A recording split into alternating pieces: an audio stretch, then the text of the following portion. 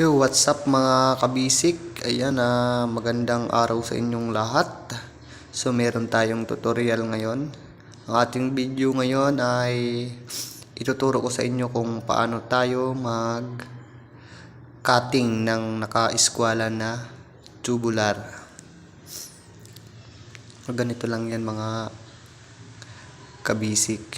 So, 2x2 na tubular. At gamitan natin ng eskwala. Siyempre yung ating metro. So ayan mga kabisik.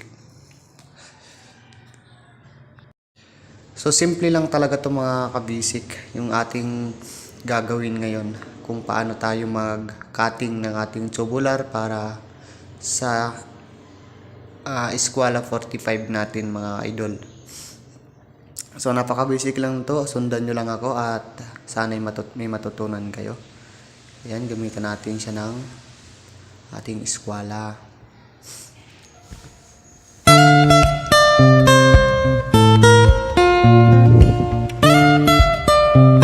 Ayan, 2x2 na tubular.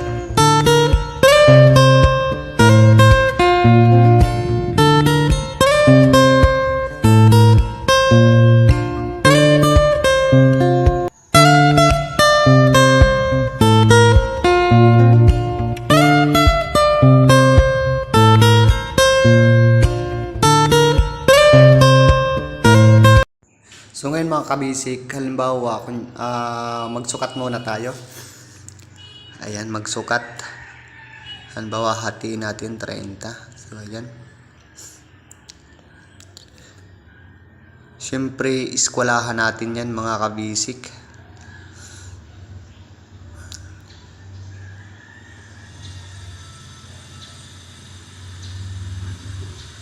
Ayan, eskwala.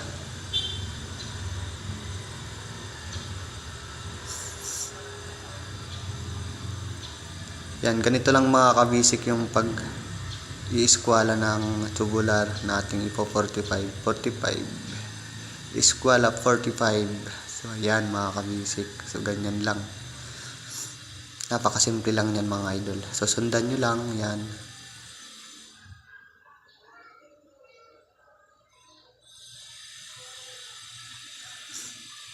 So ayan.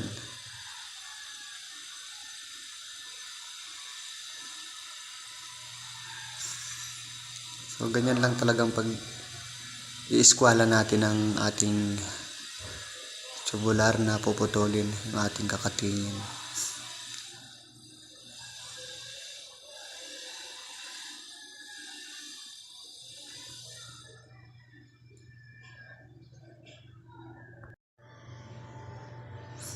So ayan.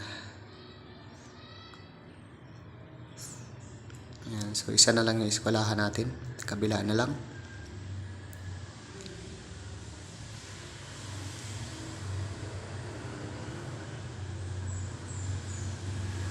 Okay, tapos na mga kabisik.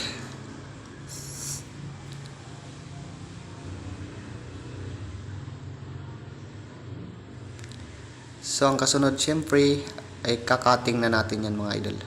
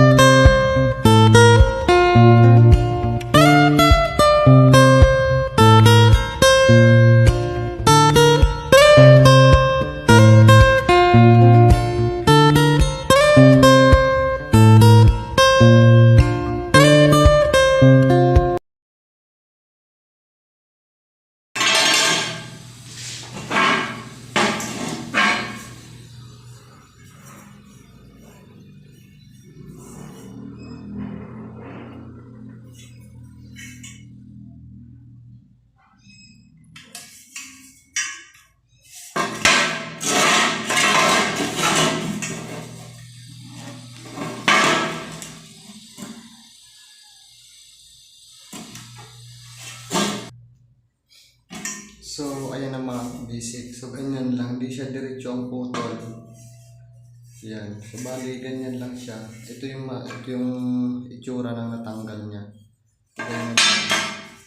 Tapos, itupi na lang siya ng ganyan. Ayan. Saka na siya wieldingin mga kabisik.